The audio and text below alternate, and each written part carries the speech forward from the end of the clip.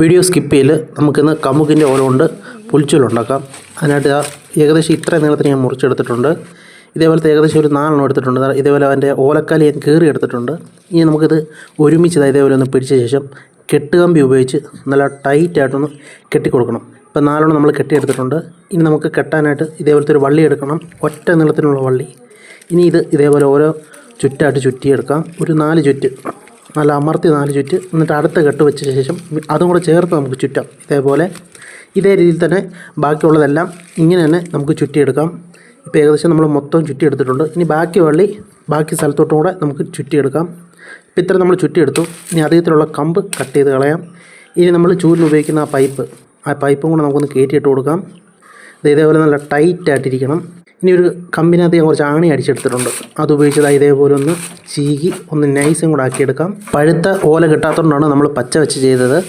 പഴുത്ത വെച്ച് ചെയ്താൽ ഇച്ചിരി കൂടെ സ്ട്രോങ് ആയിട്ടിരിക്കും. അപ്പോൾ വീഡിയോ ഇഷ്ടമായാൽ ലൈക്ക് ചെയ്യുക, പറ്റുമെങ്കിൽ മറ്റുള്ളവരിലേക്കും ഒന്ന് ഷെയർ ചെയ്ത് നൽകുക.